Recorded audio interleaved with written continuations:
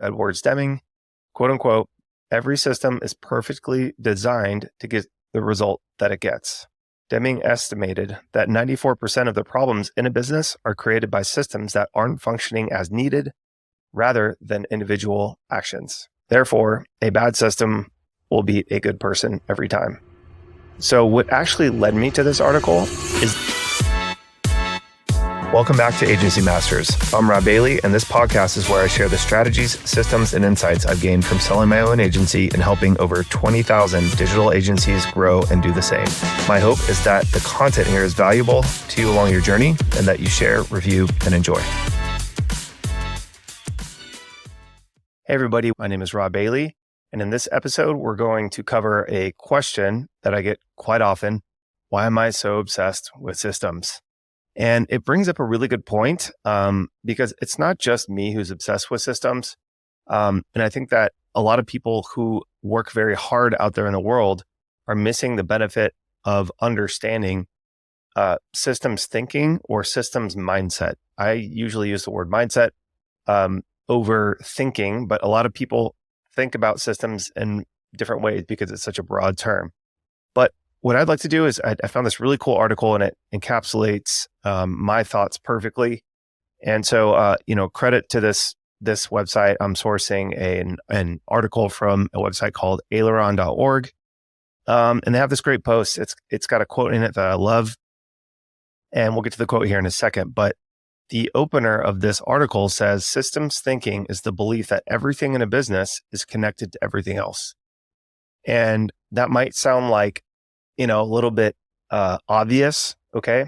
But what I found is that in business and even in work, like if you're a W-2 wage earning employee or part-time employee, the amount of effort that you put in or the way that you perform is severely limiting by the system that you're operating in. In other words, like if you, for example, were going to dig a hole with a shovel, right?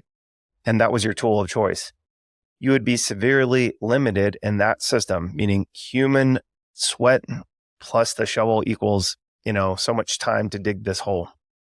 Versus if you had some sort of machine that would dig a hole very quickly for you, well, then your capacity in the same shift might increase by 10-fold, 50-fold, 100-fold. That's a better system. That's a more efficient system that you're operating in within the context of that business and the amount of time or inputs that the human can get, and at what rate the output that they create produces. Okay, so in that context, I love this because if you're an entrepreneur or you're in business at all, you're starting a business, usually what a rookie mistake is if you go out and you just try real hard, which is part of business. It's you have to be able to not be a couch potato and get up off your butt and do something about the problem you're trying to solve out there.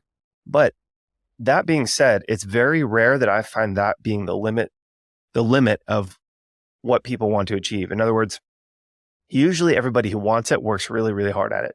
That's a common denominator.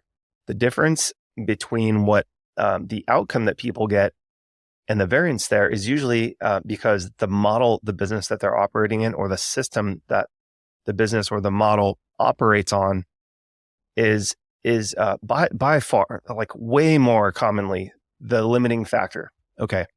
So, I think this is really, really good to take a hard look at. It's like, if you're going to work hard anyway, right? Let's say it's over a longer period of time, because this makes more sense, I think. If you're going to work really hard, like for a period of a year, 5 years, 10 years, 30 years, and you're going to work hard anyways, wouldn't you rather be working on in a system or on a system that produces a better outcome just because simply that system has more leverage? The obvious answer might be yes, but what I found is it's really hard for people to see that unless they take a step back and understand it first. So they understand the macro and before they dig into the micro, right? The tendency for people, especially when they're new in business, is to jump right in the micro, work really hard. And then they just come up for breath one day when something happens and they go, gosh, this really isn't working out the way that I thought it would, right? That's certainly how I did it when I first got into business. So I love this quote. It's by Dr. W. Edwards Deming. And the quote is, a bad system will beat a good person every time. A bad system will beat a good person every time. And I love that quote, right? He's got another quote, right? And we'll get to the other quote here in a second, but I really love this paragraph around this. This introduction to systems thinking or systems mindset is phrased perfectly. So I'm going to borrow this one straight from the aileron.org article. When you identify something that isn't working in your business, what's your first move, right? That's kind of the scenario I was just describing. All right, back to the quote. Do you create a new process, hire someone new? If we take systems thinking approach to finding a solution, none of these is the answer. Each option jumps to a quick fix before identifying and understanding the ripple effects in the broader business system. According to Dr. W. Edwards Deming, quote unquote, every system is perfectly designed to get the result that it gets. Deming estimated that 94% of the problems in a business are created by systems that aren't functioning as needed rather than individual actions. Okay? Therefore, a bad system will beat a good person every time. So what actually led me to this article is this quote, which I have tattooed on everything around my office. It's in my head every day when I wake up now. And it has given me so much stinking leverage in my piddly little business that I've got time freedom, money freedom, freedom of choice, optionality in my business and in my personal life. Because whenever I'm working on something, I think in the back of my head, every system is perfectly designed to get the result that it gets or that it does, right? So if I'm not happy with the result or the result isn't coming out as expected, I force myself to look at the system and ask myself, why is the system not producing that result? Rather than looking at the people who are involved in it first, right? The people might be an issue, that could be a thing, but that's rarely the direct case, right? So again, assuming the people are showing up and putting in their best effort and operating at a certain efficiency level, like an acceptable efficiency level, usually the system is broken, and no matter how much inputs we put in there, or even if we put an overweighted amount of inputs or resources into that thing, it just would not turn out the results that we expect it to get or want it to get. So I love this quote in particular because it's so easy to think of. Like, I'll give you guys a quick example. We used to manually text message for our clients for hundreds and hundreds of local businesses at a time. And we were using a tool at the time. I won't name the software company because I'm about to sort of throw them under the bus. But we were helping 535 locations in under 2 years in my second agency, and we were provided part of our service was a done for you text message lead management service. And so we were text messaging prospects and customers who are on our client's list and sending them an offer to get back into the location to re-engage them in some sort of sales process or free trial or something like that.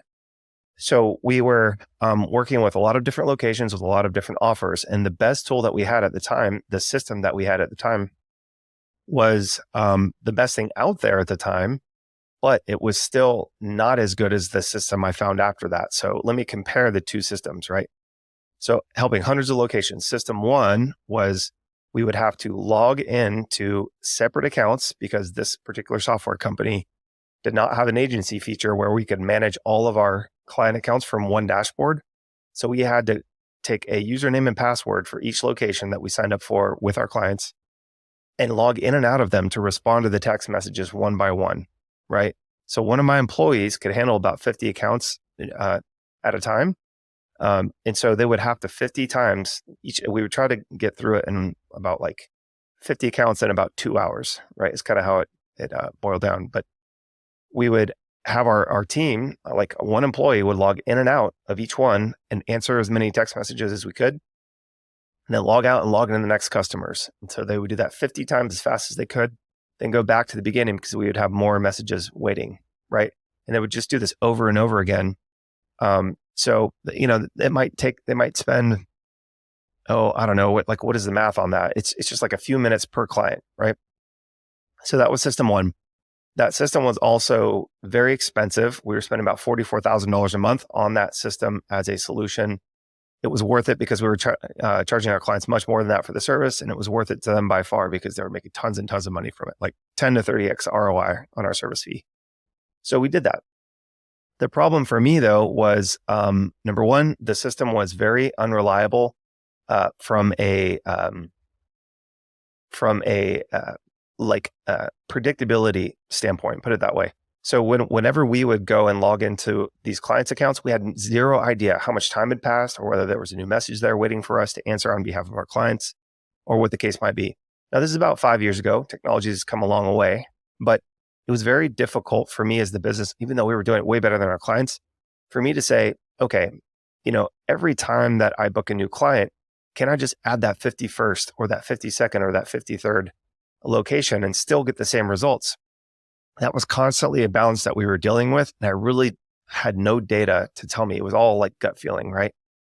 And then obviously, I sort of arrived at this number that 50 was kind of our max without the quality suffering over enough time. But we had to figure that out with trial and error. So not exactly ideal. System 2, let's switch now. This is a tool that my good friend built, and now I'm a huge proponent of. The system is called Go High Level. We're one of the top resellers and top affiliates for this software called Go High Level. What they did was they made an agency solution that cost $300 per month for unlimited clients versus the $44,000 a month I was paying with the previous software company. And not only that was the price much better. So they put about $500,000 of revenue back into my pocket as the owner of the agency. But they had much better agency features. So we had one agency dashboard with all of our locations underneath it. That alone created a better system because we could see all of the responses from all of our client locations in one stream. So it improved the speed at which we were able to get to the leads, which is a huge deal in this type of thing. And we also, it was basically made it impossible to lose messages because it was just like a queue. So our team could just sit there and look at the queue and go, okay, I owe this person a response first. Now this person, now this person, now this person. That was never available for 50 accounts in one view before with the old software partner. So that one feature alone made this system way more leverageable. So we could help hundreds of clients for every one employee now instead of just 50. Not only that, it massively cut down the amount of time because we didn't have to log in and out of separate logins for each client, each location. So our employees got about half of their day back. So that doubled the efficiency that we got on top of the efficiency that we already got. So we were sitting there going like, gosh, this is near infinitely scalable per employee now. So we could help hundreds and hundreds and hundreds of clients without sacrificing the quality. And beyond that, our team was just much happier because they were actually being productive instead of sitting there doing what felt like an admin task of logging in and out. So that's when I say that I'm so passionate about the systems, that's a very clear, very practical example of the system is perfectly designed to get the result that it gets. One system was clearly meant for one-off locations without, having efficiencies of scale. So that system was naturally limited. And another system, a completely different system, although they were both trying to achieve the same thing, with fewer inputs, got a better result, a more efficient result. And that system was actually created to solve the problem better, faster, and cheaper. And so for me as the entrepreneur and as the business owner, that gave me, it gave me probably 10 to 100x leverage depending on the day and the situation. So that was an absolute game changer. It saved so much time, so much money. It helped us make so much more money. And that's why I'm such a big advocate of systems thinking, systems mindset, and why I do believe these quotes, right? Dr. W. Edwards Deming had a career, if you look him up online, of sort of training people on this concept and worked with some very complex, intricate businesses, way more complex than mine will ever be. But what I found is that the small guys, the entrepreneurs who are just getting started out, maybe you're online or you have limited resources, they tend to think that they're too small to mess with systems. And that is absolutely not the case. In my opinion, the smaller that you are, the more you need to be focused on choosing the right model and choosing the right system. Choosing models and systems that have high amounts of leverage with fewer inputs gives you a competitive advantage because you're not corporate. You can be more flexible, more nimble. You can move quicker with the times. You can actually pick up the phone. Your clients want to talk to you if you have that much leverage versus some corporate company who, will not pick up the phone, has terrible customer service, treats you like a number. Your clients will love you, absolutely love you, even though you have this sort of unfair amount of leverage because you are small. That is the biggest advantage of being small, is that, you do have that nimbleness. You have that optionality to bob and weave when the rest of the market might be too big to, right? If you think about the federal government as a system, in the US at least, it's got such a huge lag behind it and people hate it. A lot of people hate our federal government for that reason. It takes 10 years at least to get anything stinking done. And the reason that the small guy is important in our decentralized business economy is because we can help fill that gap for a lot of people by just going out in the private market and creating solutions on the fly with zero permission from anybody and removing all that red tape and going out and fixing problems faster. So we are in the best position as small guys, as small businesses, as local businesses, to be decentralized, flexible, quick to move, quick to stay with the times, quick to get our own competitive advantage. And so if those are the only advantages we do have, if we're not taking advantage of those things, then man, is that a shame, because it can really change your life, change your employees' lives, change your clients' lives, change your customers' lives, all that good stuff. So that's kind of it. I just really want for folks to think about just sit down and think. If I put in 10 hours of work or 100 hours of work or a year's worth of work, would I rather be working a system that is more efficient? So if it's 3 times more efficient, getting 3 times the amount done, maybe making 3 times more money, or am I just going to do it the hard way for absolutely no reason? Because that's the way that I choose to look at it now. So I hope that this quick podcast answers the question for you. Rob, why are you so obsessed with systems, and why are you creating this podcast so that others maybe can learn from it?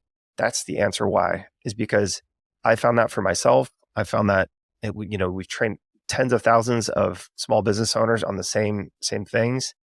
And I've found that it's not being taught in schools. It's not being taught out there in colleges. It's not being taught out there in most business courses even. Okay. So this is my little corner of the world where I get to say my piece and stand on my soapbox, but I'm doing it because I'm shouting from the rooftops that this could change your life. And if you're in business, you may as well do it being the most productive and doing it with the greatest lifestyle that you possibly can. It's brought me happiness. I certainly think that it can bring you happiness if you learn and adopt from some of these things. So again, as I said in the first episode, it's my goal to bring as many shades as I can to this. There's no one set prescription for everybody in business. In fact, it's one of the things that gives you the most optionality in the world, which also can be somewhat overwhelming at times. So my goal is to share the things I've learned, show you the things I've done, but also bring in special guests that have done really cool things using systems, improving on systems, or maybe they just added systems into their business and they got a huge leg up.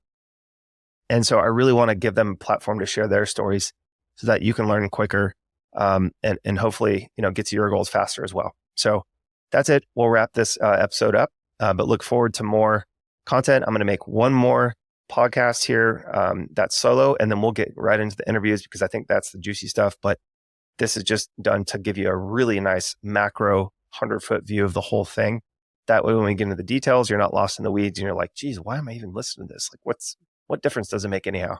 So hopefully, this resonates with y'all. And if you want to hear or see anything, drop a comment, reach out to me. I'm always taking suggestions. And if you know anybody who might be a good interviewee, please reach out and drop their name as well. I'll see if we can make it happen. Thanks, y'all. We'll see you in the next episode.